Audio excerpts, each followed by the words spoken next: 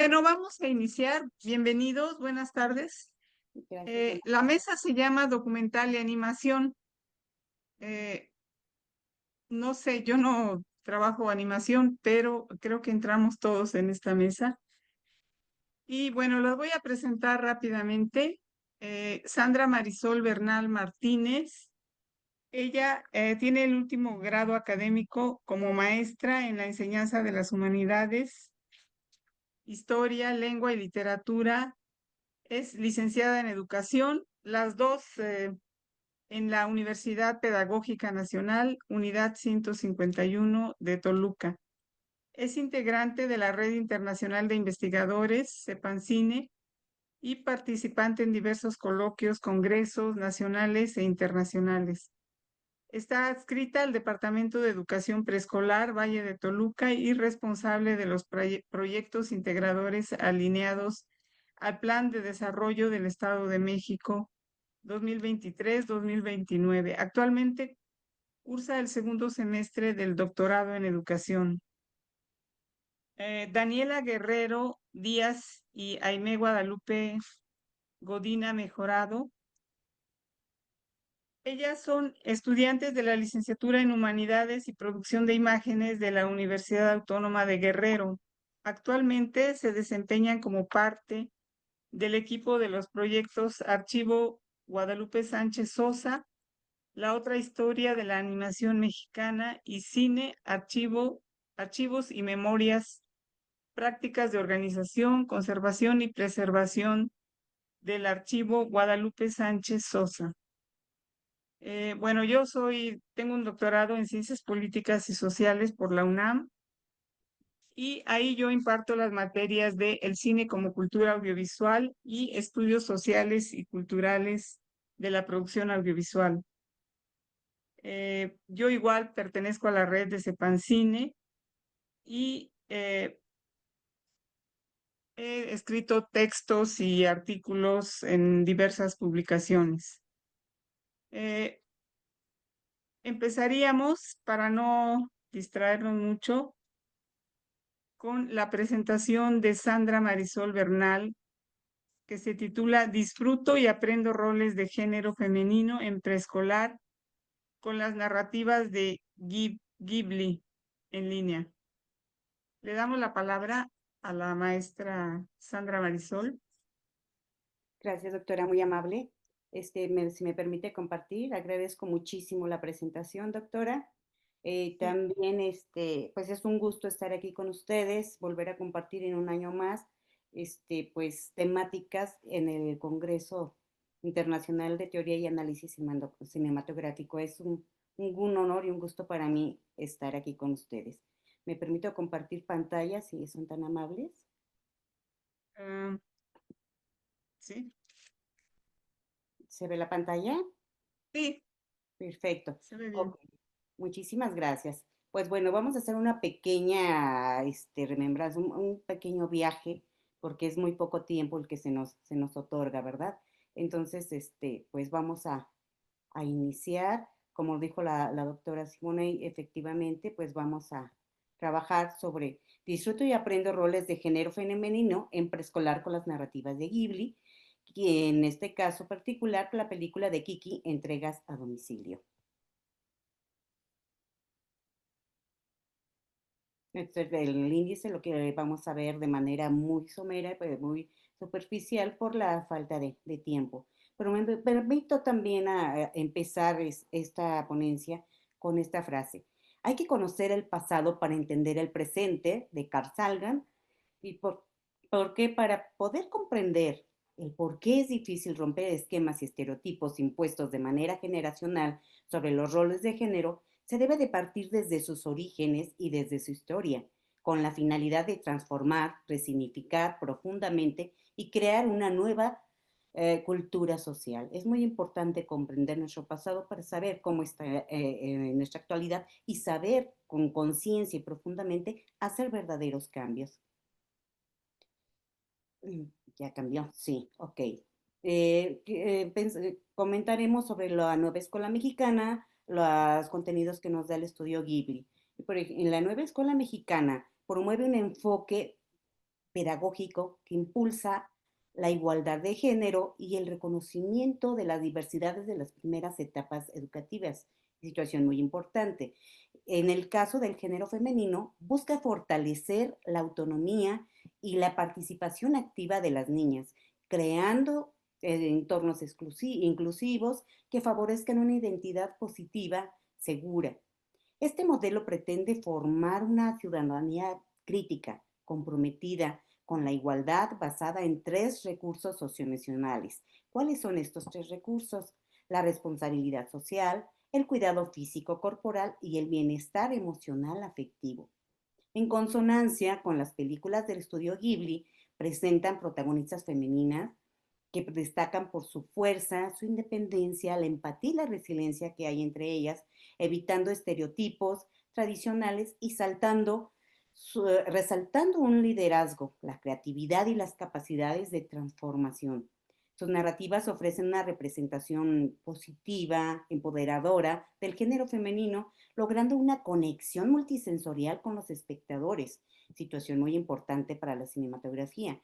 En este contexto, el docente desempeña un papel clave en la transformación de las costumbres, los patrones generacionales vinculados a los roles de género, promoviendo un aprendizaje significativo sobre igualdad a través del uso de películas animadas infantiles. Esta estrategia contribuye al cuestionamiento crítico de las desigualdades, al fortalecimiento de los derechos humanos y a la construcción de una convivencia pacífica, otro punto muy importante de nuestra nueva escuela mexicana, en coherencia con el objetivo del segundo componente curricular.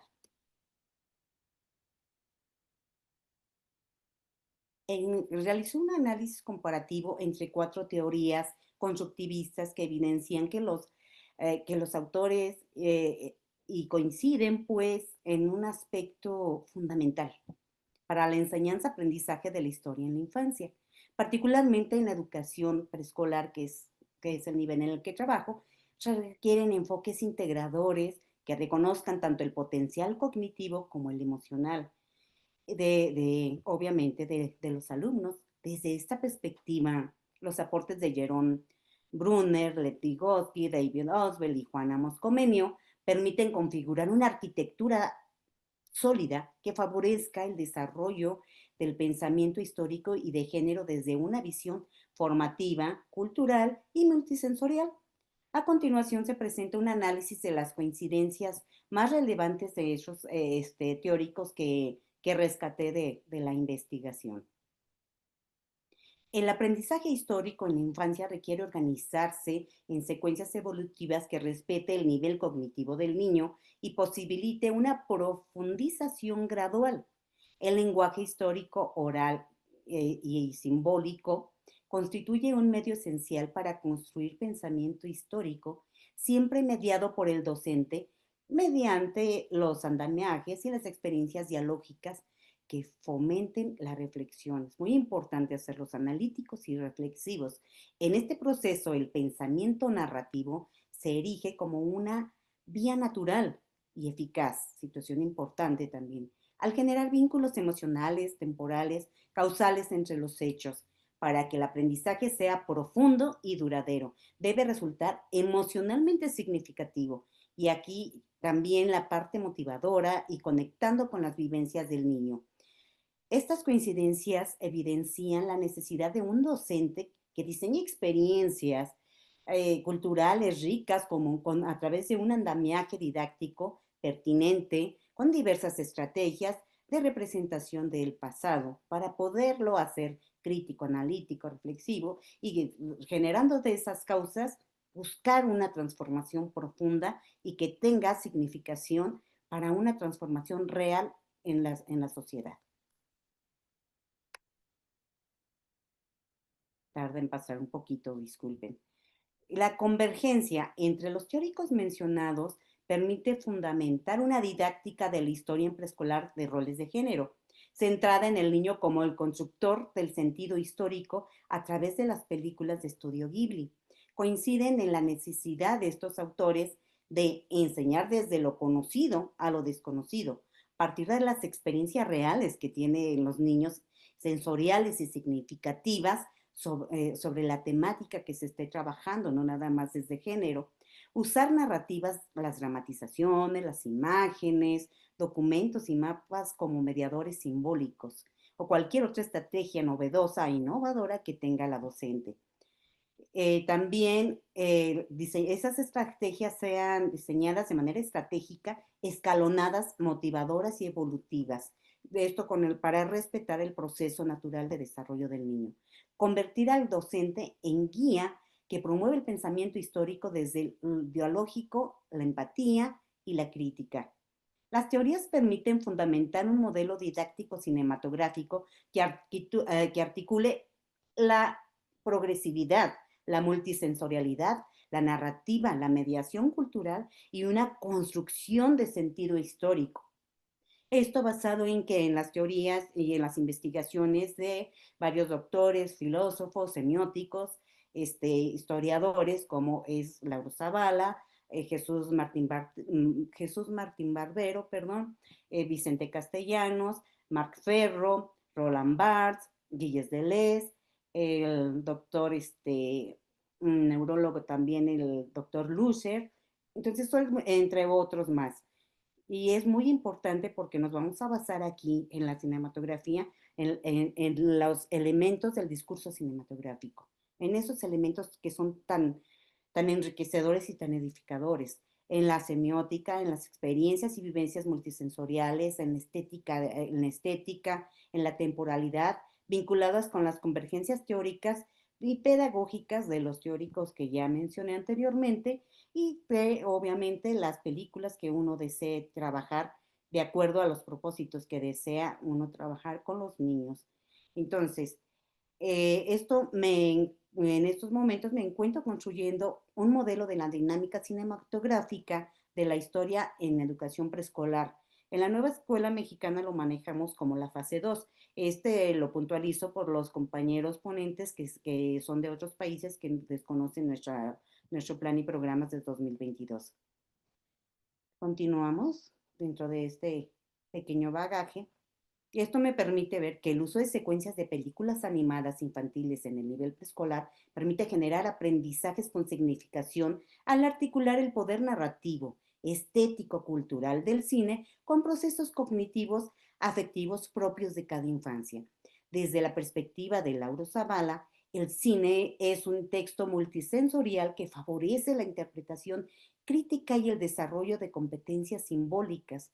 Qué interesante, posibilitando que las niñas y los niños construyan sentido más allá de la simple observación, ya de la vivencia realmente de la cinematografía.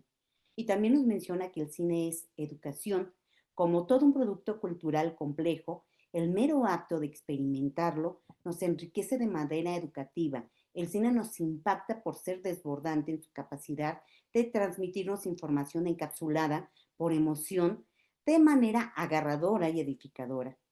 También comentó en una de las pláticas que tuve con él muy enriquecedoras, el doctor Zavala, comentaba que la educación preescolar es un nivel muy estratégico y delicado, pero potencial para poder empezar a trabajar a través de la cinematografía el aprendizaje para un desarrollo integral de habilidades y destrezas de los alumnos. Por su parte, también Vicente Castellano Cerda resalta el valor pedagógico de la imagen audiovisual, la estética como mediadora de experiencias, despiertan la imaginación, fortalecen el pensamiento reflexivo en el mundo y un mundo pocas veces extraño para quien lo está viviendo. En clave semiótica, Roland Barthes, ¿qué es lo que nos aporta? Plantea que las películas funcionan como sistemas de signos que los infantes pueden decodificar para otorgar significados personales y colectivos. Muy importante. Marc Ferro entiende que el cine como fuente histórica y agente social, lo que permite introducir a los niños en nociones de tiempo, memoria y cultura desde una dimensión lúdica, que en preescolar todo se maneja sobre situaciones lúdicas. Las películas de memoria tienen una voluntad y una determinación históricas y el testimonio de los vivos ayuda a salvar los acontecimientos pasados. Por su parte, ¿qué nos aporta Gilles Deleuze? Destaca que la potencia del cine para producir afectos, movimientos de pensamiento, estimulando la creatividad y la construcción subjetiva. Eso es lo que nos puede ayudar. La relación entre cine y educación tiene significaciones desde orden pedagógico y totalmente artístico también. Finalmente, nos basamos con Jesús Martín Barbero, que subraya que la de mediación cultural, recordando que el aprendizaje significativo, surge cuando las narrativas audiovisuales se conectan con la vida cotidiana de los estudiantes y su entorno sociocultural, otra situación del contexto que maneja la nueva escuela mexicana. En conjunto, esas perspectivas fundamentan que las películas animadas infantiles no solo entretienen y se disfrutan, sino que construyen un recurso pedagógico potencial que posibilita con la construcción de conocimientos relevantes, edificantes, críticos, analíticos y emocionalmente multisensoriales. Otra situación muy importante que nos favorece porque el ser humano somos 100% emociones y sensoriales y por lo tanto significativos para nuestra educación preescolar. Por lo que la estrategia de plantear secuencias particulares con los planes y programas, objetivos, propósitos, procesos de desarrollo y aprendizaje, conocidos como PDA, entre muchas otras actividades, otras situaciones y fundamentos, permitirán lograr cogniciones realmente edificadoras en los educandos, convirtiéndose en la cinematografía en una fuente potencial de conocimiento edificante. A continuación presento una secuencia particular de 1 minuto 38 segundos entre Kiki y su amiga Úrsula. Es muy interesante esta etapa, que son dos etapas diferentes de género femenino, una niña y una adolescente, luchando por integrarse a la sociedad. Los invito a disfrutar esta secuencia y ver qué tan enriquecedora y cuántas cosas nos puede aportar, cuántas situaciones. Pues como podrán ver, es una escena donde esta secuencia les permitió a poder platicar, poder hablar, ese diálogo que se hizo entre dos mujeres de diferente edad, pero que estén viviendo circunstancias semejantes, enfrentar retos, obstáculos, caídas, pérdidas y continuar y seguir luchando para seguir adelante, es muy enriquecedor. Y se pueden rescatar muchísimas cosas, pero no me puedo exceder en tiempo, entonces si lo vinculo con las investigaciones que he estado realizando, por ejemplo, con el pensamiento de Juan Amos Comenio, Lev Vygotsky y David Alves convergen en la idea de que el aprendizaje construye activamente a partir de la experiencia, la interacción y la significación sobre lo que viven las mujeres para resignificar el género femenino. Muy importante este punto que se maneja. Por ejemplo, en Kiki, o sea, en esta película, la joven protagonista emprende un proceso de autonomía que cuestiona los roles de género tradicionales al buscar su independencia, en manera general, la independencia económica y buscar de alguna manera su identidad propia. Y eso es una parte muy importante del ser humano. Desde Comenio, la educación debe ser universal y formativa, favoreciendo el desarrollo integral sin distinciones de sexo, principio que se refleja en la posibilidad de que Kiki elija su propio proyecto de vida. Y pues es algo muy enriquecedor, ¿no? A través de Vygotsky aporta la noción de zona de desarrollo próximo, visible en los apoyos sociales, que viene siendo esto las amistades, por ejemplo, como Úrsula, Tombo, Ozono, Foucault, Gigi y la comunidad en general, que dentro de la narrativa de la película se van sumando, que funcionan como andamiajes para que Kiki supere restos y construyan su independencia, erradicando la soledad por sus particularidades. Auswell, por su parte, explica el aprendizaje significativo cuando las nuevas experiencias se relacionan con conocimientos previos, como surge cuando Kiki integra los valores de su crianza con las demandas de la vida y de una vida ya adulta, no de niña. La película en conjunto ofrece un escenario narrativo que permite repensar críticamente los roles de género y promover una comprensión más equitativa de la identidad femenina, generando una verdadera transformación y cultura sobre equidad, revaloración y reconocimiento de manera integral de género. Y como pueden ver también, o sea, pudieron rescatar también ustedes algunas otras cosas, por ejemplo, el amor propio, esa autonomía, la expresión de la vulnerabilidad que tenían ellas, sus propios miedos, la práctica de valores universales que tienen que implementarlos a través del día, ¿no? Y también buscar la situación de ser empoderarse como mujeres, empoderar el género femenino, la identificación de sus emociones, el reconocimiento de sus fortalezas y debilidades. Y un punto muy interesante, que por eso tomé esta secuencia en particular, es que como mujeres, género de mujer, entre mujeres nos tenemos que apoyar, ayudar, fortalecer y enriquecer. No dañarnos, no afectarnos, no criticarnos. Creo que es un punto muy interesante. Continuamos. Eh, Me permito leer mis conclusiones si son tan amables. Las investigaciones recientes sobre el aprendizaje vivencial, experimental y multisensorial demuestran que la cinematografía, vinculada con los principios de la nueva escuela mexicana, constituye una herramienta idónea para facilitar procesos educativos que permitan resignificar los roles de género. Este planteamiento abre la posibilidad de construir un modelo de la dinámica cinematográfica para la enseñanza de educación preescolar, actualmente en desarrollo y próximo a implementarse.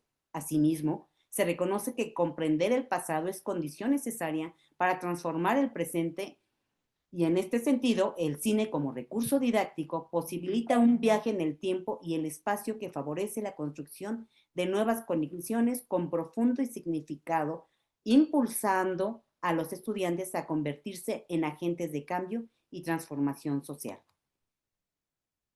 Muchas gracias, maestra. Gracias, doctora. Muchas gracias a todos. Una vez más agradezco que estén aquí presentes. Muchísimas gracias.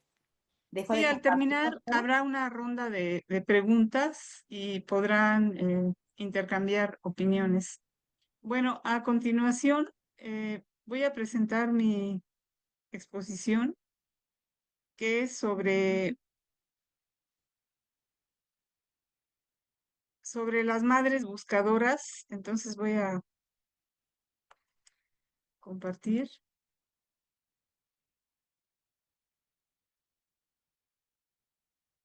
Ok, muchas gracias. Gracias, Diego. Bueno, yo elegí el tema de las madres buscadoras en el documental mexicano, presentada como una imagen disruptiva de la mujer eh, en el plano de luchadora social. Analizo 4 films que van a redefinir el arquetipo de la madre frente a la crisis de inseguridad y desapariciones que se vive en México. La siguiente, el contexto en que se desarrolla esta situación que México enfrenta y que voy a tomar como base para el análisis de los documentales es las desapariciones, feminicidios, violencia institucional, impunidad. En este contexto van a surgir mujeres, grupos, asociaciones de mujeres que buscan a sus desaparecidos y van poco a poco desarrollando un rol en este terreno ante la omisión del Estado y se convierten, como veremos, como trato como propongo, en heroínas posmodernas. Bueno, el objetivo es analizar estas 4 obras, 2 documentales y 2 de ficción con elementos de documental, que son Las 3 muertes de Marisela Escobedo, Volverte a ver, La Civil y Ruido. El marco teórico del que yo parto es la teoría de las representaciones sociales, entendidas como el conocimiento de sentido común. La teoría de las representaciones sociales es una teoría de psicología social donde se entienden las representaciones sociales como formas colectivas de interpretar la realidad. Es decir, es el conocimiento que todos tenemos que aprendemos en una sociedad, en una familia, para interpretar la realidad. Y se pueden dar a través no solo del lenguaje, sino de la imagen, el cine, los medios. O sea, se condensan en los medios audiovisuales y obviamente en cualquier narrativa. Son construidas socialmente y compartidas y van a ayudar a modelar el imaginario colectivo.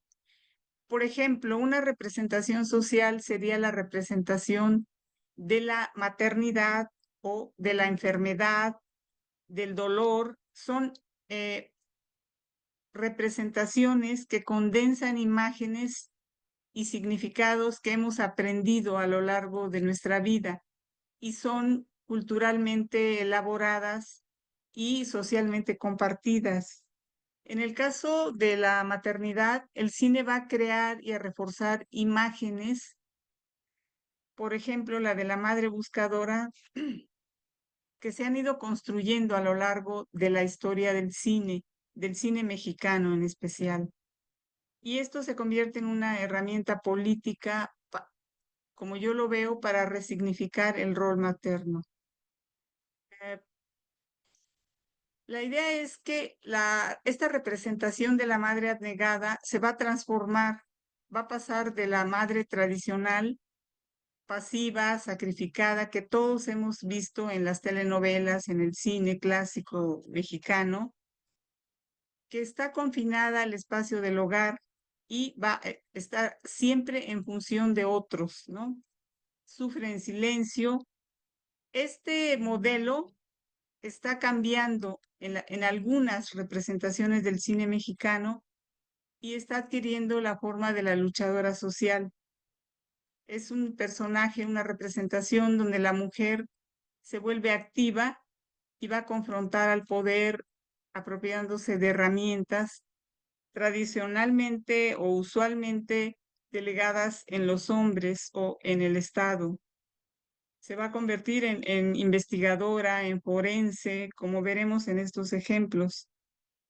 Eh, la heroína posmoderna, como yo la veo a esta representación de la maternidad, aparece en un mundo que ya no puede manejarse con verdades absolutas, donde prevalece la fragmentación social, que es el caso de México, y se ha ido estableciendo la ambigüedad moral como norma. A diferencia del héroe clásico que lucha contra un villano, esta nueva figura enfrenta un sistema disfuncional, corrupto e injusto la mayor parte del tiempo. La heroicidad de esta representación de la maternidad no está en restaurar un orden que no existe, que como veremos es la trayectoria del héroe clásico, sino en denunciar y rebelarse contra una problemática social omnipresente. La heroína clásica en el cine, que se consolidó entre los años 30 y 50, se fundaba en una noción de verdad objetiva y metanarrativas. Proveían un sentido claro y teleológico de la historia, a la historia, o sea, tenían un objetivo claro.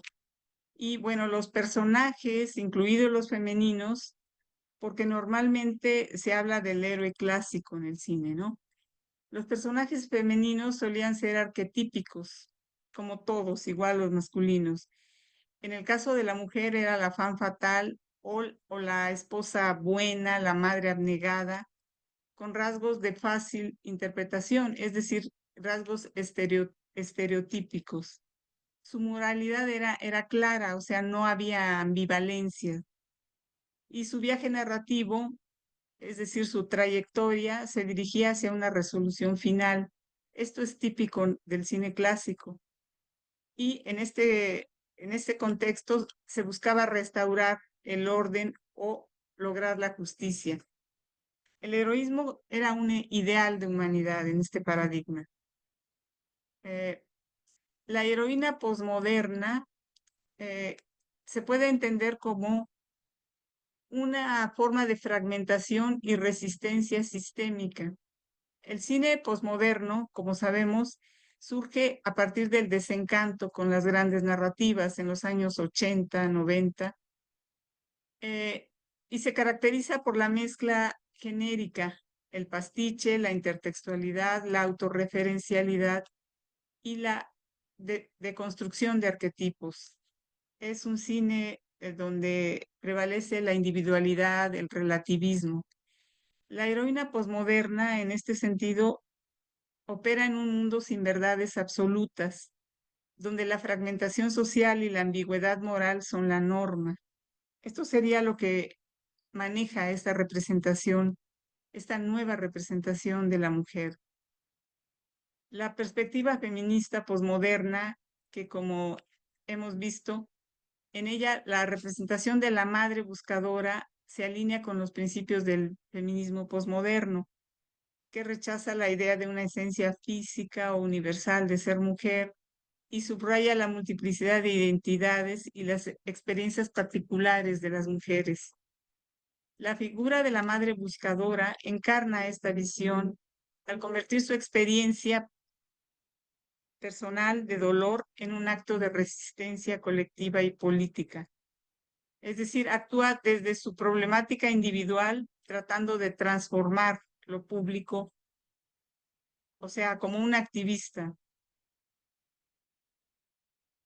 Bueno, yo sitúo como antecedente de esta nueva representación de la madre buscadora un documental que se llama Bajo Juárez, la ciudad devorando a sus hijas, de 2008, que fue la primera, digamos, la primera forma de momento en que se visibilizó el feminicidio en México. O sea, ya había habido antes otras, pero esta, digamos que tuvo un gran impacto porque resumía la problemática que se estaba viviendo en ese momento en el norte de la República y que en muchos medios académicos, periodistas, consideraban que era del norte, que era algo solo relacionado con las maquilas y la migración interna que se daba de todos los estados hacia el norte en busca de trabajo. Hubo mucha investigación en este sentido, tratando de buscar explicación a los feminicidios que paulatinamente se extendieron a todo el país. Hoy sabemos que en realidad este fenómeno estaba relacionado con el crimen organizado.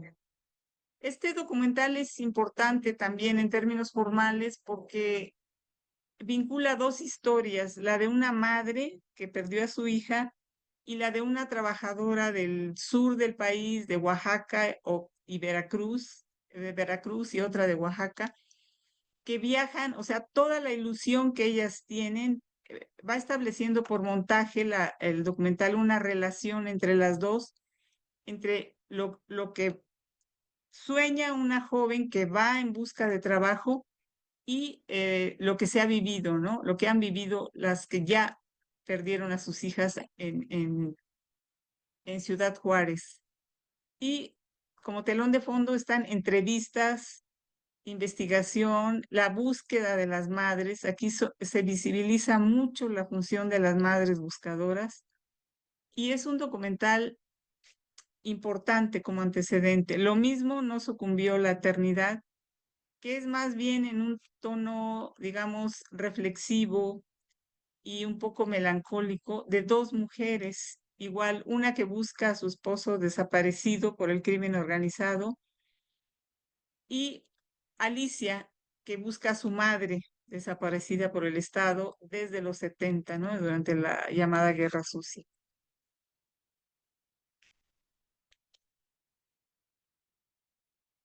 Okay.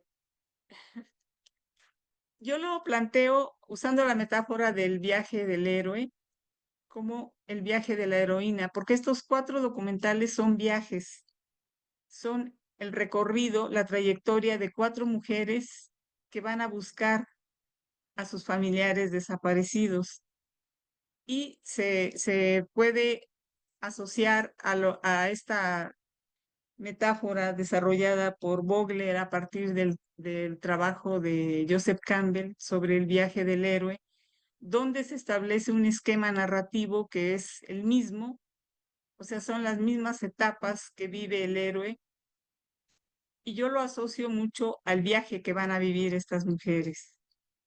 La siguiente, por favor. Bueno, la primera es Las tres muertes de Marisela Escobedo, que probablemente algunos de ustedes ya la conocen, está en Netflix. Y Marisela Escobedo sería una mártir, una heroína trágica. Sigue la lucha de esta mujer tras el feminicidio de su hija y está estructurada en tres muertes simbólicas, ¿no? La de la hija asesinada el sistema que libera al culpable es una segunda muerte y la propia muerte de Marisela, asesinada eh, frente al Palacio de Justicia del Estado. Los recursos formales principales en este documental son material de archivo, entrevistas y recreaciones. Hay un juego con la idea de que Marisela ya está muerta, pero el documental inicia con sus palabras, con una entrevista de ella que da y que resume mucho de lo que se va a desarrollar a lo largo del documental, lo que se va a narrar. Tiene un tono de thriller con elementos de suspenso que nos va involucrando en esta búsqueda, en esta trayectoria. Marisela se puede ver como una figura de heroísmo cívico. Es obligada a tomar en sus manos una tarea que le correspondía al Estado. Y si nos hacen favor, quisiera mostrarles un clip para entender cómo el tono del documental.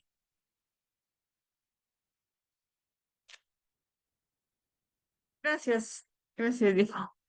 Bueno, aquí este documental al inicio, ella habla a cámara, es o entrevista que dio cuando estaba viva, donde ella dice que ya no le tiene, da su nombre y dice que ya no le tiene miedo a nada.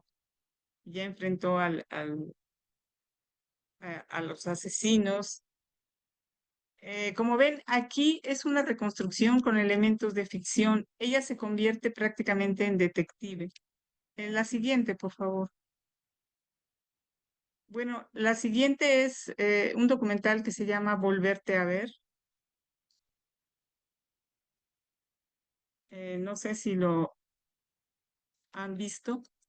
Aquí es la heroína colectiva, o sea, no hay un personaje protagónico que se convierte en personaje como en la anterior, sino que es el grupo. El heroísmo que aquí vemos no es el heroísmo de glamour del cine tradicional, ¿no?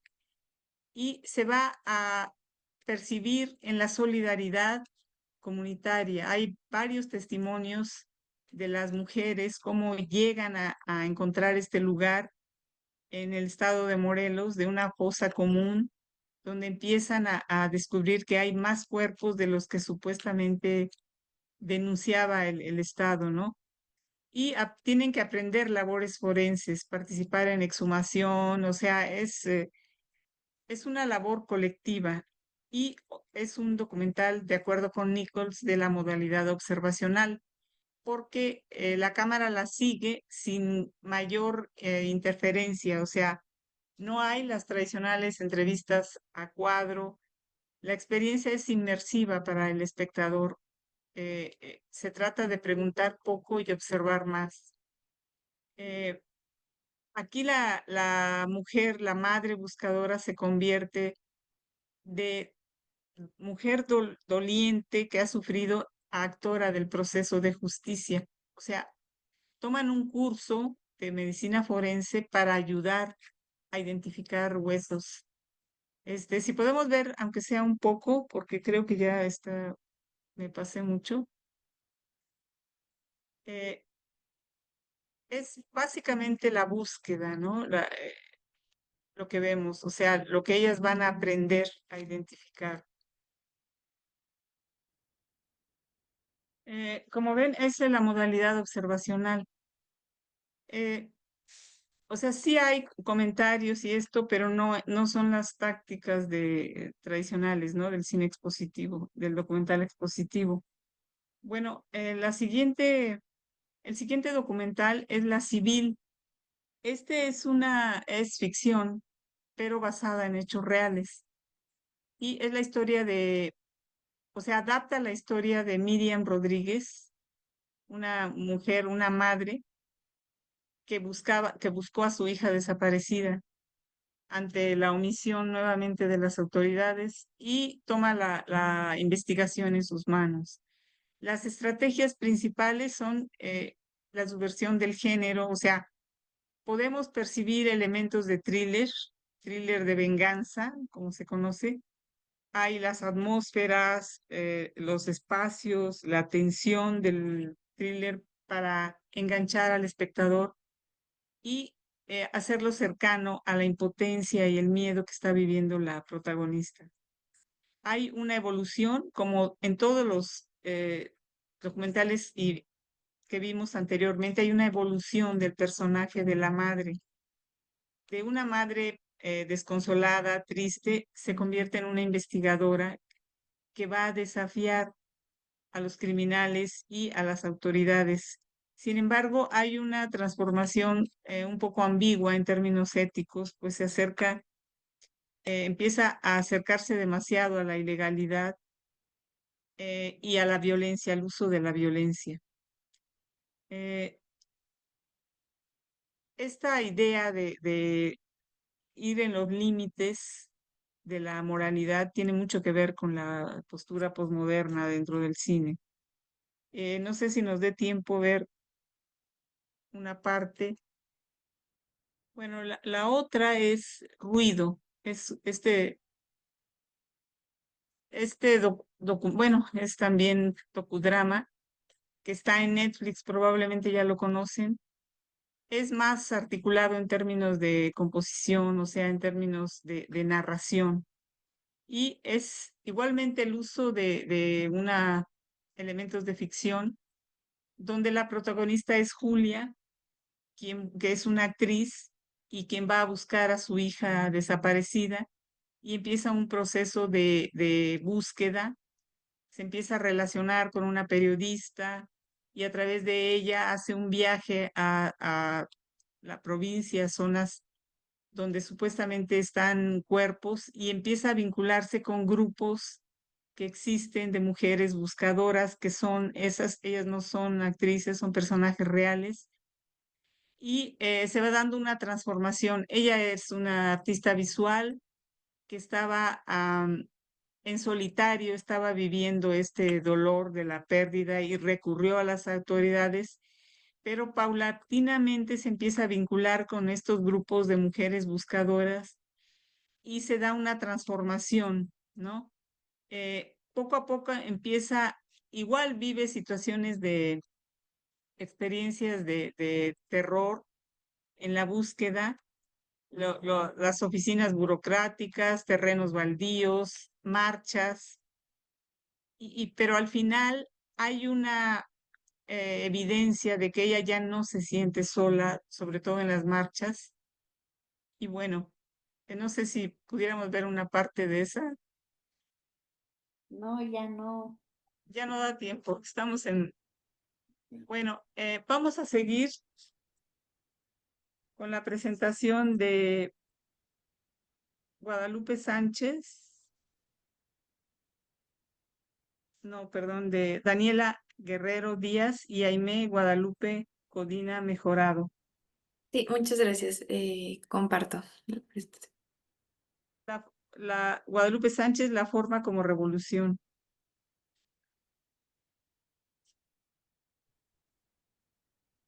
No sé si ahí ya estén viendo la proyección. Sí, ya se ve. Bueno, muchas gracias. Em, Ahí. Bueno, me presento brevemente de nuevo. Soy Daniela Guerrero, estudiante de la licenciatura de Humanidades y Producción de Imágenes en la Universidad Autónoma de Querétaro. Y bueno. Vamos a buscar analizar en esta ponencia las técnicas de animación de Guadalupe Sánchez Sosa y su convergencia con la figura femenina en resistencia, a través de dos de sus cortometrajes, uno que es Y si eres mujer, y su participación en el documental Vida de Ángel, para lo cual se resaltará su relevancia para la historia de la animación mexicana por su potencia transgresora para el pasado y el presente de las narrativas creadas por mujeres. Bueno, primero darle una breve introducción. ¿Quién es Guadalupe Sánchez Sosa? Es una cineasta mexicana nacida en Córdoba, Veracruz, en 1955. Ella se especializa en la realización documental y la animación y es reconocida como la primera mujer en dirigir una animación en México, con el cortometraje Mentirosa del año 1975, el cual este 2025 cumple 50 años. Egresó de San Carlos, la Escuela Nacional de Artes Plásticas de la UNAM, y su trabajo se ha visto reflejado en diseño, ilustración, animación y dirección de arte en cine para proyectos como Perfume de Violetas, El Coronel no tiene quien le escriba, ¿Sabes qué? Junto con Disney Channel y para instituciones como IMCINE, Conaculta y Sectur. Además, también formó parte del colectivo Cine Mujer aproximadamente de 1981 a 1984 y del Sistema Nacional de Creadores del año 2003 a 2005 y más adelante del 2011 al 2013. Bueno, pues yo les voy a contar un poco, bueno, darles un poco de contexto sobre la animación mexicana entre los setentas y los ochentas. Esta se basaba en un modelo de maquila que se refiere a que empresas de animación extranjera, principalmente Estados Unidos, subcontrataban partes de su producción a, pues, a México para poder reducir costos. Y esta práctica, pues, ayudó mucho a los animadores mexicanos a que aprendieran y pues dominaran las técnicas de animación, pero esto a la vez limitó la creación de una industria propia y un desarrollo de estilo nacional. Sí se crearon más producciones. En la siguiente diapositiva, por favor. Bueno, tenemos como Cantinflas Show, que es de 1972 a 1982. Tuvo como 52 capítulos y también un largometraje que se llama Los Tres Reyes Magos de 1976. Y pues sí, como les menciono, este modelo de maquila ayudó a que se aprendieran técnicas, pero son técnicas pues de comerciales, de mercado, pues, y no se pudo desarrollar este estilo propiamente nacional, contrario a lo que se demuestra con Guadalupe, que ya pudo experimentar con técnicas no muy tradicionales. Y bueno, la relevancia que tiene la obra de Guadalupe Sánchez, para la historia de la animación mexicana radica en, pues justo como les comento, en cómo rompió con el canon establecido en su época. Pues en dos maneras, en este aspecto técnico que ya les comenté, que es un carácter un poco más experimental, no es tan como de mercado como nos podemos imaginar a distintas animaciones de la época. Y también por una de las ramas que más representa a Guadalupe, el cómo usó el cine de animación no solo como una herramienta creativa, sino como una vía para cuestionar las estructuras de poder y visibilizar, perdón, la resistencia de las mujeres en una sociedad patriarcal, pues su obra se ve mayormente atravesada por esta línea de interés. También Guadalupe, pues al ser una de las pioneras, sino es que pues la primera mujer en hacer una animación, este, de este tipo subversivo, pues contribuyó a abrir un espacio para que las mujeres pudieran hacer escuchar su voz en el mundo de la animación, pues ya que era un espacio pues mayormente dominado por hombres. Sí hay una que otra mujer por ahí, pero realmente no es tan conocida pues como en el aspecto de mercado que conocemos. Y pues también a través de su trabajo, no solo desafió las convenciones narrativas, sino que también las propias barreras sociales y culturales que limitaban la participación femenina en el arte. Bueno, ahora voy a dar inicio con el análisis de esta obra, bueno, de este cortometraje que se llama ¿Y si eres mujer? Pues es un cortometraje dirigido y realizado por Guadalupe Sánchez en 1976, mientras ella cursaba su carrera en la ENAP. Y bueno, mediante la técnica de animación conocida como cutout, Guadalupe reflejó la experiencia habitada por las mujeres en una sociedad donde se nos obliga a cumplir con expectativas que encierran los cuerpos femeninos en estándares que han reducido nuestra individualidad a ser objetos de consumo, servicio estético y sexual. Les voy a compartir un como breve video resumen. El cortometraje dura aproximadamente 8 minutos y medio, pero pues por los tiempos les hice un pequeño como video resumen para que tengan como esta parte como presente de cómo se ve y qué temas trata. No tiene audio, entonces para que no se espanten si de repente no se escucha por ahí, nada más es el videíto, entonces se los comparto.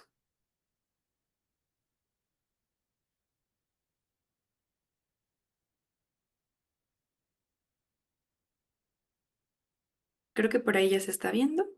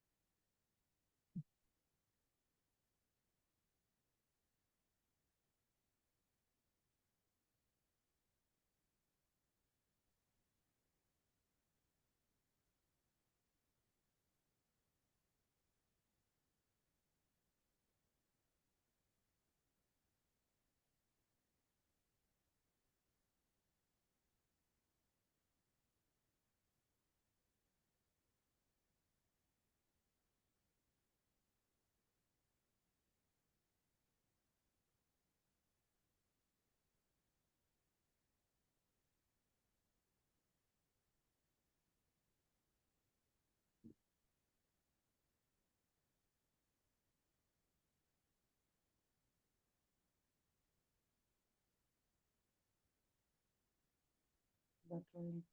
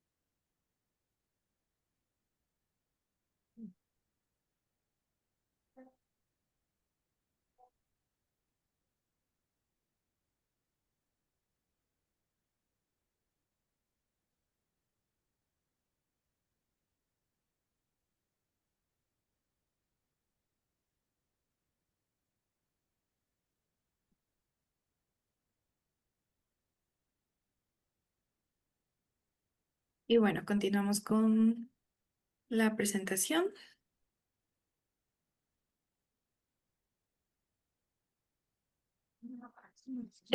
Bueno, como nota personal, siento yo que, como les mencionaba, este trabajo es del año 1976 y pues me parece un poco doloroso pensar que lleva casi 50 años esta obra y pues todo lo que busco como analizar pues en cierto modo sigue vigente y pues duele, pero a la vez es afortunado tener este material. Eh, bueno, como esta primera parte, Guadalupe Sánchez aprovecha la naturaleza de la técnica cut-out al ser una suerte de rompecabezas para agregar personajes extradigéticos, en este caso las manos, que colocan a la protagonista piezas faltantes para que continúe con su camino, con su destino.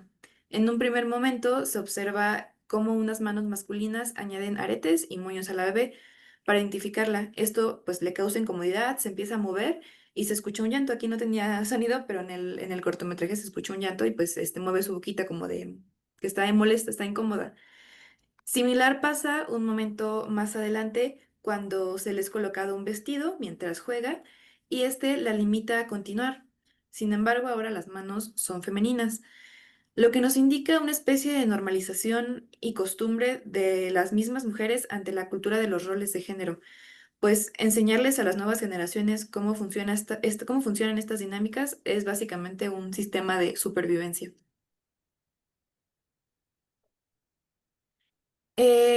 También siento yo que Guadalupe nos guía a considerar el cómo la idea de que las mujeres somos rompecabezas incompletos se nos es impuesto en cada una de las etapas de nuestra vida y sirve al sistema hegemónico para mantenernos al margen del servicio y no solo el sistema hegemónico, sino también el sistema capitalista, porque justo como vemos en bueno, en este último frame que puse acá del lado derecho están todos estos productos y luego se muestran las revistas y es también esta parte del consumo para poder lograr objetivos que sirven como a la hegemonía, que es casarte.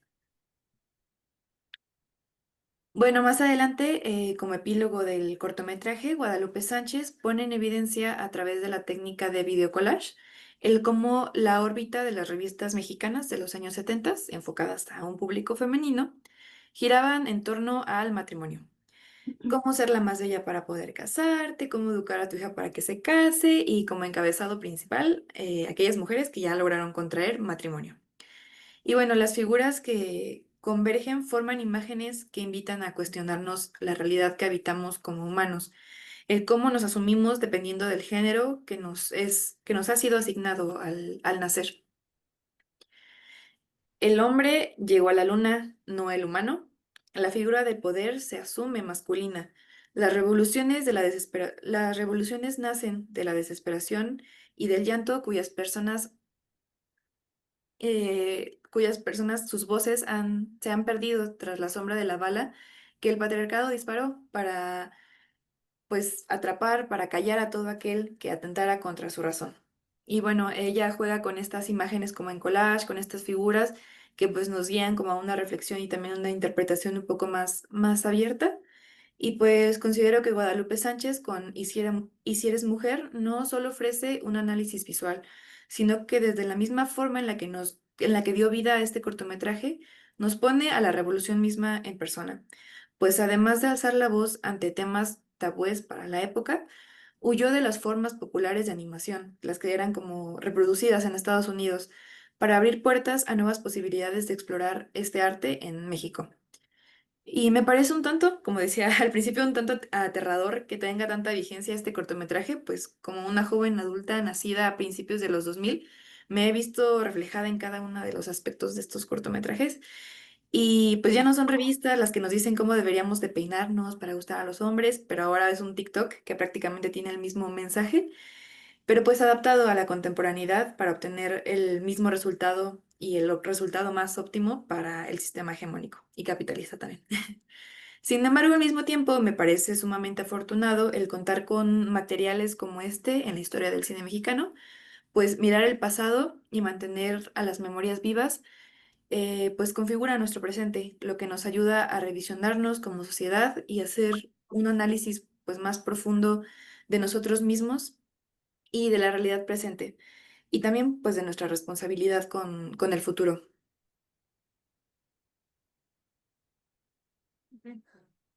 Bueno, a continuación yo les traeré un breve análisis de una un poco corta escena animada que aparece en el documental Vida de Ángel, pero que realmente creo que carga un, pues sí que tiene un peso emocional muy grande, tanto técnico como revolucionario.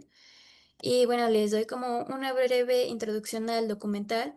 Este documental es del año 1982 y que fue un documental que realizó el colectivo Cine Mujer y pues explora la lucha de una mujer en un contexto social opresivo, toma como distintos testimonios de una zona un poco con de baja economía, para relatar como no solo lo que es ser mujer en esa época, sino estar en ser mujer en un ambiente precario.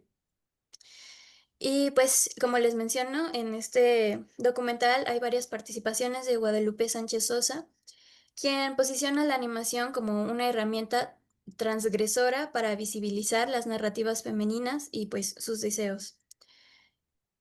Y pues sí, el colectivo se enfrenta a la opresión de una sociedad mexicana en la que la mujer en particular se encontraba sumida en roles tradicionales y subordinados.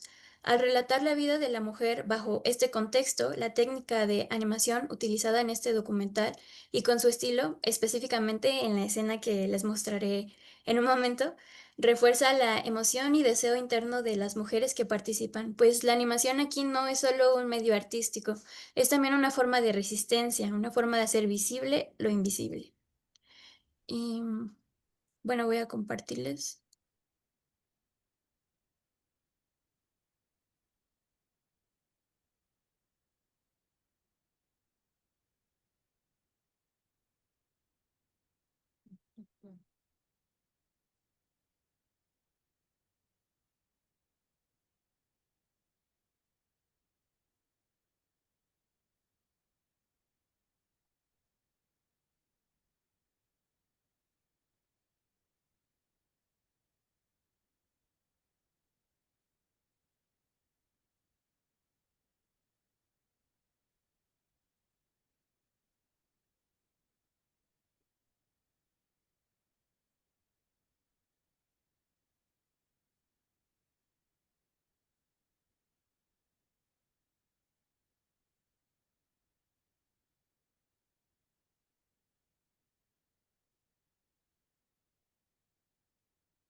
Bueno, la idea principal de este análisis es que quede el corto de fondo para que mientras yo les voy contando como los detalles que puedo destacar, ustedes la puedan seguir viendo. Y bueno, el contexto de esta escena es después de que varios de los testimonios que están entrevistando el colectivo se reúnen en como un sitio pues al lado de los lavaderos colectivos que tienen en este lugar. Están como comentando. Para que te metas y que te den la constancia de que estuviste aquí en la Ah, ponencia misma, ¿vale? Ah, Órale, Adriana, perfecto. Y la llena luego. este, bueno, continúo. Este, pues sí están como comentando lo difícil que es Bueno, no difícil, como que lo complicado que es poder desarrollarse, como igual comentan la ausencia de su esposo en la ayuda en la casa, como que todo le toca a ellas, que no comparten como tal no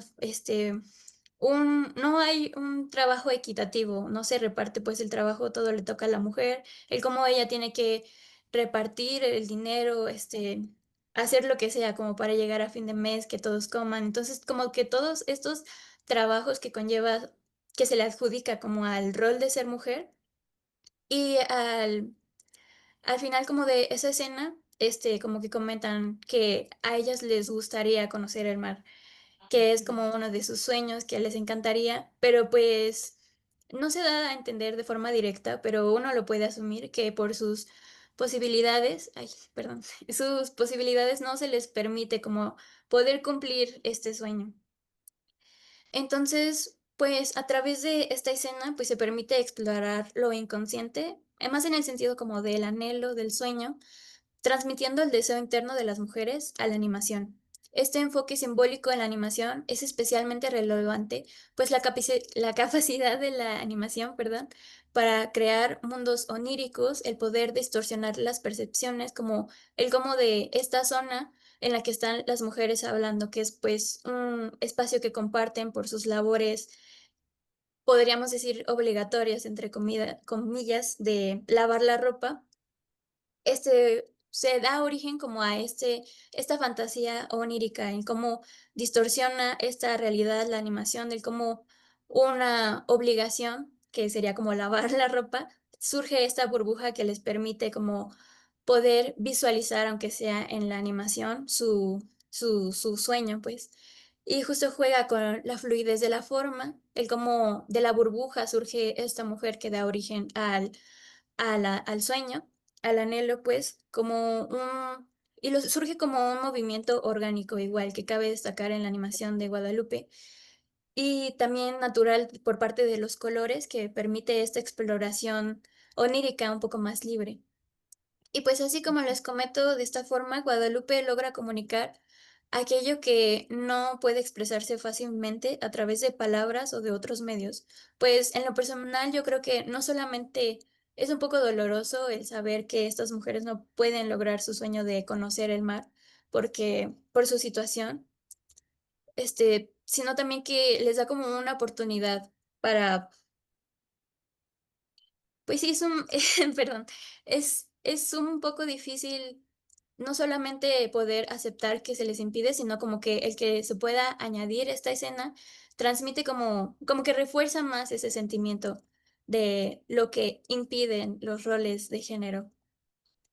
Y bueno, Guadalupe Sánchez Sosa en un festival de documental de Querétaro, se presentó este documental y ella justo comenta que, bueno, ella lo menciona así: yo quería que conocieran el mar. Entonces, esa frase se me hizo como demasiado poderosa, como la capacidad de la animación, que no solamente es una herramienta que transgrede, como vemos en Y si eres mujer, sino que también logra retratar lo inalcanzable, que en este caso no es posible por las obligaciones que se adjuntan al rol de ser mujer. En este caso, el uso de colores intensos que brotan del entorno real y se deforman, dando origen a una figura femenina que compensa un anhelo inalcanzable, sirve como vehículo para mostrar la lucha emocional y psicológica de las protagonistas. Igual les comento, sé que no es posible ahora como mostrarles todo el documental, pero realmente como que esa animación refuerza ese sentimiento y también como que impulsa un poco a no solo desear, sino también luchar por un entorno mejor para las mujeres. Y estos recursos visuales abren un espacio donde la subjetividad femenina se expresa sin las restricciones que muchas veces limitan las representaciones realistas o lineales. Y pues en este sentido, la participación de Guadalupe Sánchez Sosa no es solo una contribución técnica, sino también una aportación ideológica. Es el uso de la animación como herramienta de ilusión y esperanza, que abre espacio para las historias de mujeres y sus deseos en un ámbito donde hasta entonces las voces femeninas eran escasas. La animación, al ser un medio visual de gran elasticidad y transformación, ofrece a las mujeres la capacidad de representar el mundo interior, los deseos reprimidos y las luchas psicológicas de una forma que otras formas, vaya la redundancia, otras propuestas del cine no siempre permiten.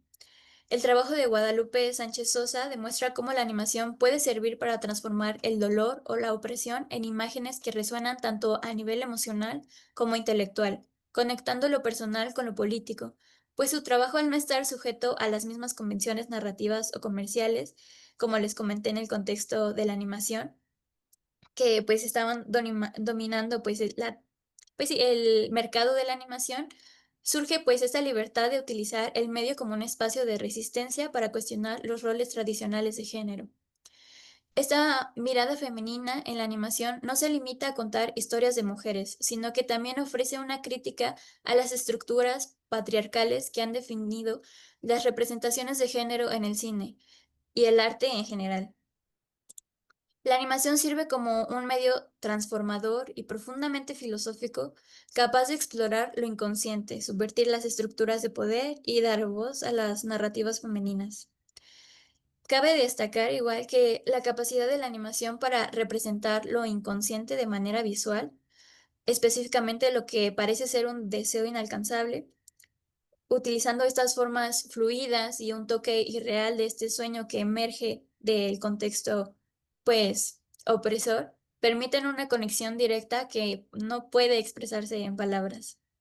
Las transformaciones visuales de los elementos estilísticos utilizados en esta animación son símbolos de los deseos reprimidos, en este caso, pues por el entorno.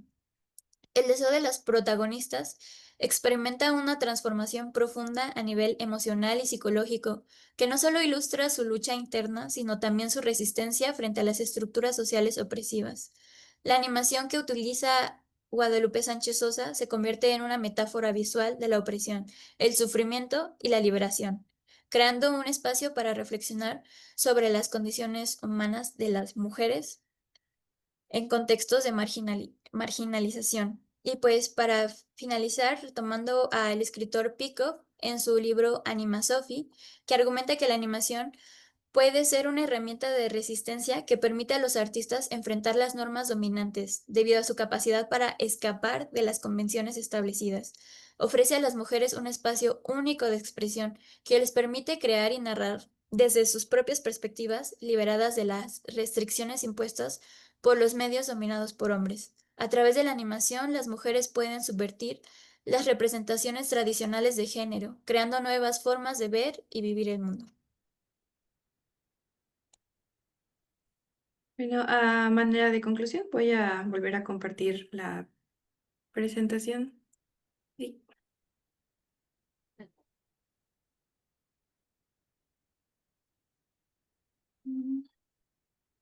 Bueno, como conclusión, como ya mencionamos, para finales de los años 70, las estructuras tradicionales del cine de animación pues codificaban estándares que rechazaban las figuras no hegemónicas, pero sin embargo el trabajo de Guadalupe Sánchez salió a declarar su propia voz y a retar las visiones que ocultaban el imaginario femenino en México.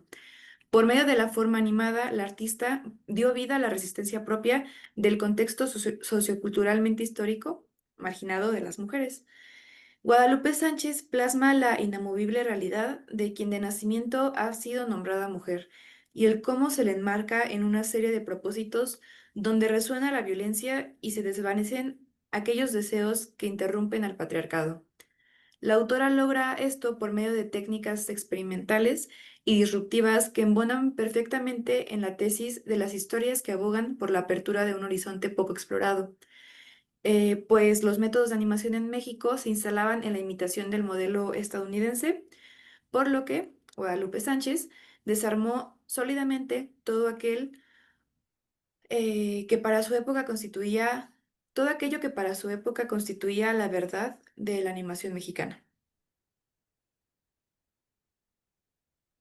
Y pues retomando lo que les comentaba, el cómo la animación, especialmente, bueno, en manos de mujeres, se convierte en un medio de expresión liberadora que desafía no solo las convenciones del cine, como vemos en el aspecto técnico de Guadalupe, sino que también la narrativa y también las expectativas de género impuestas por la sociedad. A través de la animación, las mujeres no solo han contado sus propias historias, sino que han redefinido las formas visuales y narrativas que permiten a todos los espectadores, independientemente de su género, cuestionar las estructuras dominantes. En este sentido, el trabajo de figuras de como Guadalupe Sánchez Sosa no solo marca un precedente en la animación mexicana, sino que también coloca a la animación como una forma poderosa de resistencia cultural, utilizándolo como un instrumento de crítica y resistencia, brindando una poderosa reflexión sobre las realidades de las mujeres en una sociedad patriarcal. Y bueno, sería todo. Muchas gracias. Nosotras pertenecemos al proyecto del archivo de Guadalupe Sánchez Sosa. Acá les colocamos el Instagram por si gustan ir a checar pues el trabajo y lo que estamos haciendo. La verdad es muy interesante y muy pues afortunado el hecho de que tengamos en nuestra disponibilidad su obra. Y pues sería todo. Muchas gracias. Muchas gracias. Muy interesante esta presentación. Bueno, vamos a pasar a una ronda de preguntas. Si alguien quiere hacer alguna pregunta sobre las ponencias. Iba a comentar de tu trabajo que no me quedó muy clara la relación entre lo que nos comentaste de las películas y tus referentes teóricos, que no conozco, pero por lo que nos comentaste de se hablaba de una construcción colectiva de los hechos del mundo, pero no estoy seguro de si el documental es una construcción colectiva de la realidad. En todo caso, el documental se nos presenta como una construcción, cuando no directamente individual, por lo menos desde una colectividad muy reducida, que son quienes participan en la producción de la película, ¿no? Incluso cuando esta colectividad son los propios sujetos que aparecen entrevistados, eh, estos sujetos no responden a la colectividad, ¿no? Son esas personas entrevistadas. Entonces, no sé si pudieras como precisar un poco más pues, en qué sentido se puede construir desde una colectividad. Estoy parafraseando un poco lo que recuerdo de la diapositiva donde nos hablabas de este referente teórico. ¿En qué sentido se puede construir desde el documental desde la colectividad, perdón, en el documental una construcción de la realidad, ¿no? Porque me parece que pues eso sería muy contraintuitivo, ¿no? En todo caso, el documental es finalmente el discurso de quien hace el documental, aunque sea de un hecho que reconozcamos en la realidad objetiva, como por ejemplo la violencia contra las mujeres en Ciudad Juárez, por ejemplo. La construcción que se hace en el documental no es una construcción colectiva, porque no todo el mundo participó en la creación del documental, ¿no? Entonces, pues mi pregunta sería, ¿en qué sentido se entiende esta construcción colectiva de los hechos para el documental? En tanto el documental, del modo en que se nos presenta, me parece, no es una construcción, no es un objeto colectivo, ¿no? Y bueno, esa sería mi pregunta. Muy bien. Sí, creo que hay una confusión ahí. La teoría de las representaciones sociales es la que habla de que el conocimiento, este conocimiento con el que interpretamos, le damos sentido a las cosas, es un conocimiento socialmente construido. O sea, el documental obviamente es el punto de vista de quien lo hace, ¿no? Eh, la teoría de las representaciones sociales lo que plantea y lo que analiza son esa forma de conocimiento ingenuo o conocimiento de sentido común que todos tenemos sobre objetos, personas, con lo que le damos sentido a todo en la vida, ¿no? Por ejemplo, yo citaba el caso de la enfermedad o de la maternidad. Tenemos una representación socialmente construida de lo que es la maternidad, que no es la misma que se tiene, por ejemplo, en otro país, en Estados Unidos. La maternidad allá es diferente, porque las representaciones se construyen dentro de una cultura y esa cultura tiene sus valores, reglas que todos aprendemos de manera intuitiva a lo largo de nuestra vida.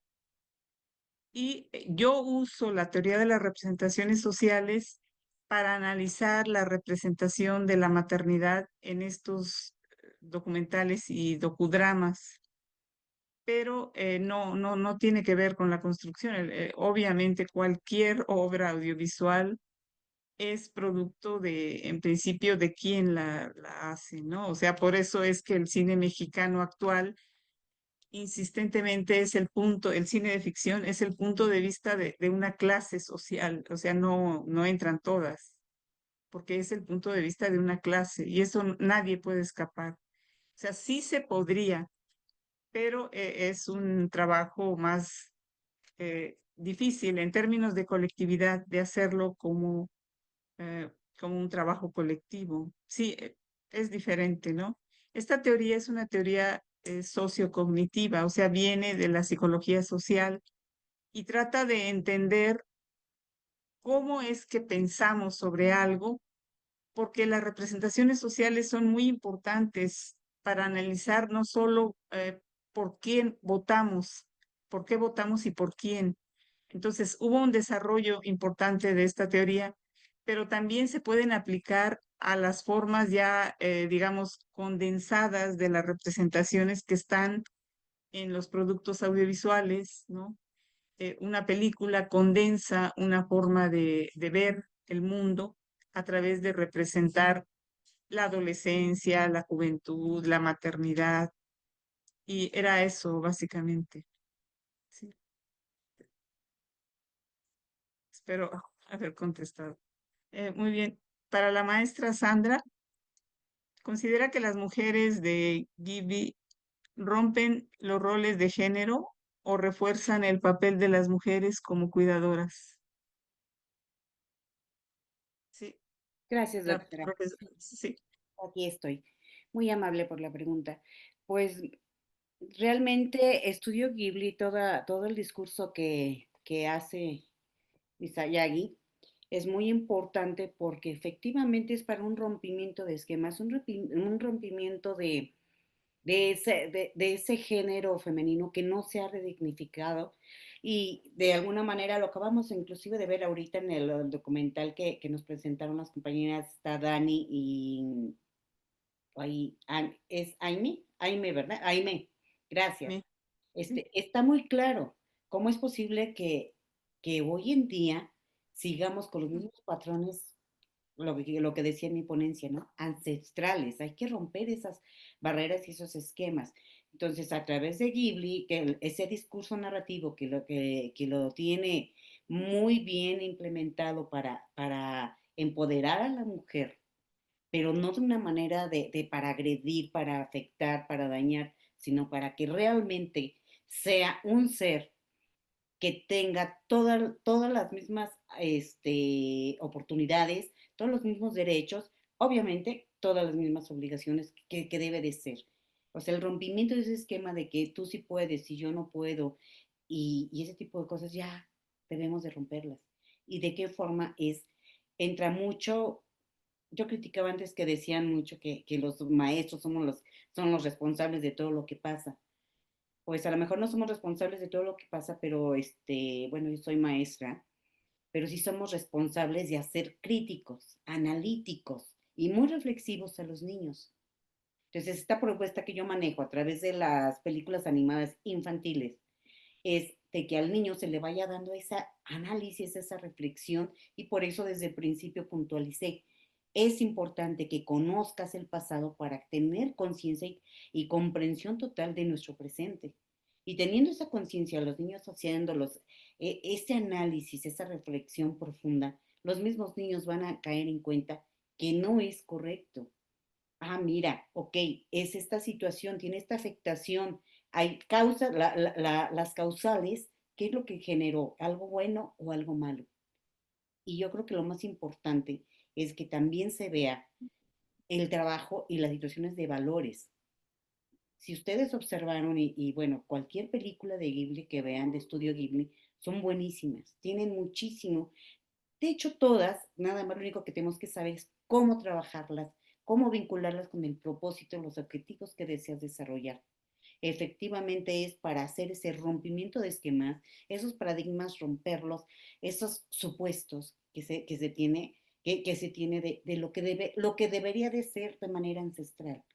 Hoy en día toda la mujer tiene derecho y tiene todas las capacidades, habilidades y destrezas. Lo que decía hace rato en la ponencia también, igual no es la misma fuerza que un hombre, que el género masculino, pero puedes hacer las cosas, puedes disfrutar, porque de eso se trata, venimos a vivir y a disfrutar con lo que tengas y con lo que se pueda. Entonces creo que ese rompimiento es, y se olvida totalmente de cuidadoras. De alguna manera, el ser humano tiene también parte de el instinto de cuidado, pero ese no es realmente de género, sino del ser humano. No sé si respondí la pregunta. Muchas gracias, maestra Sandra. ¿Alguna otra pregunta? Bueno, yo sí quería hacerle una pregunta a Aimee y a Daniela. Me gustó mucho los trabajos que presentaron y yo me gustaría si nos pudieran decir si ustedes conocen la tendencia actual en la animación y el papel de las mujeres. O sea, ¿cuál es la situación actual en relación a los hombres, ¿no? O sea, los animadores hombres.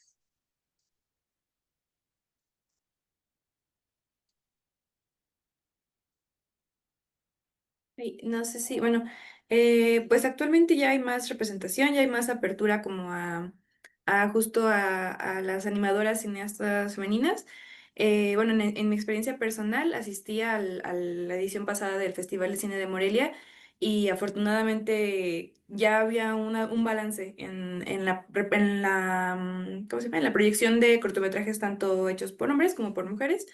Igual en la exploración de técnicas, justo se usaba mucho como esto del cutout, que son como esa parte de recortes, como en collage, también de esta técnica como también de mesa multiplanos y así. Entonces, sí hay ya una como, pues, mayor Presencia, ¿no? presencia, ajá, presencia de tanto cortometrajes hechos por mujeres como por diversidades y también en diversidad de técnicas.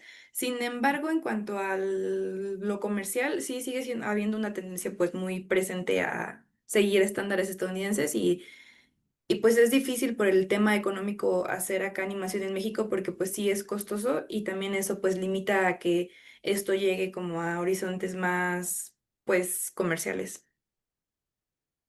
Sí. Igual podemos ver desde el aspecto técnico que actualmente las animadoras son las que se arriesgan formalmente en cuanto a la técnica. Igual hay distintas animadoras que ya fueron nominadas al Oscar, como Sofía Carrillo y Rita Basulto. Y pues sí, pero como que aún se mantienen en esto de cortometraje y aún no llegan como a un largometraje en cuanto a animación. Pero pues creo que sí podemos evaluar como que el que la presencia de la mujer esté un poco distanciada de la industria le da la oportunidad de experimentar y pues sí se ve más en la actualidad con estas distintas participaciones. Bueno, muchas gracias. No sé si hay... Sí, adelante. Perdón, no sé quién es. Soy yo, doctora, gracias. Perdón. No, no te preocupes, que no aparece, no aparece mi nombre No, ahí. sí, ya. Ya Bueno, está.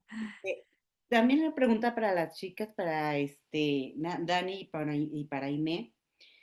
Eh, este trabajo me agradó mucho la temática, cómo la llevan, cómo van trabajando. Este proceso de investigación está muy padre. Las felicito y a la vez también preguntarles, tienen contacto con el doctor Samuel Lagunas? Sí, justo, bueno, este es nuestro cabecilla del proyecto y ahí vamos como de la mano ahí trabajando con él. Sí, sí, sí. Sí, tomé un curso con él y tiene, o sea, se ve el estilo el doctor Samuel, pues que les preguntaba, dije, y en caso de que no, dije, bueno, pues es un excelente investigador para que pudieran enriquecerlo, pero entonces ya está enriquecido su trabajo. Sí, muchas gracias. Por ahí andamos ya con él. Gracias. Perfecto, pues excelente, me da muchísimo gusto. Y doctora Siboney, Sí, me gustó su trabajo, es un trabajo fuerte, un trabajo intenso, esa temática definitivamente pega y me pega también a mí. Afortunadamente no he vivido algo así, pero no, nadie estamos exentos, ¿no? Entonces, sí. pero son temáticas fuertes que tenemos que aprender, porque eso es parte también de un rompimiento de esquemas y de paradigmas de que, ay, esto, como eres mujer no aguantas ver esto, ¿no? Sino ahí se ve también el empoderamiento que vamos teniendo poco a poco, ¿no?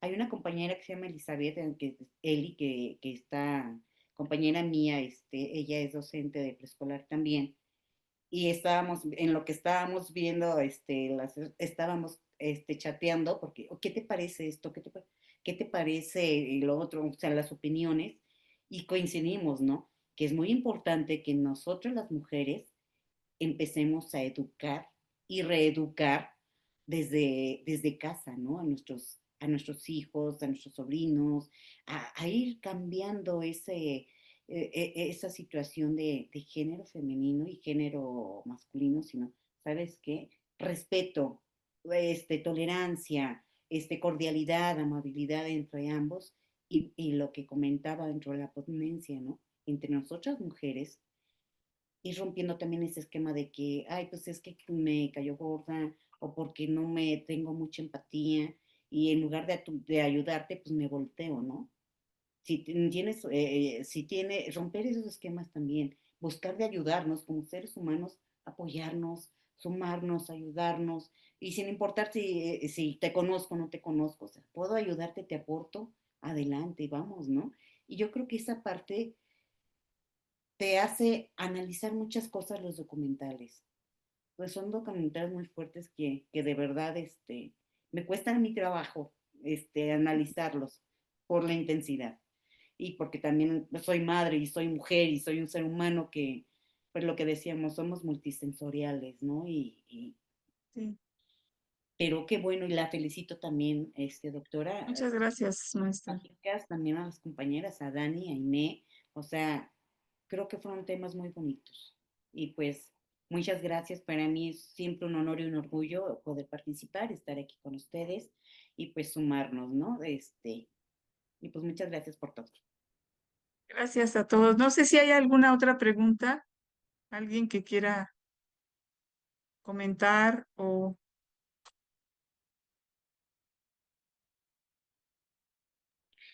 Precisamente en el chat está mi compañera, dice, gracias a Ah, los ponentes por los temas interesantes, dejan mucho que pensar para transformar las ideologías arraigadas y pasadas de generación en generación. Gracias, Mashaeli. Gracias, doctora. bueno, pues si no hay nadie más que quiera comentar, damos por terminada las presentaciones y les agradecemos mucho su participación a todos, a nuestras ponentes y los invitamos a la siguiente mesa. Eh, gracias a todos. Están invitados para continuar las Gracias, diferentes doctor. presentaciones. Gracias Aimé, Sandra, Gracias. Daniela. Gracias a todos. Gusto conocerlas a todos y ojalá y no sea Sí, la última vez y que se pueda dar la oportunidad de personalmente saludarlas. Sí, un gusto claro y que sí. gracias. Gracias igualmente. Hasta luego. Hasta luego, bendiciones, bye.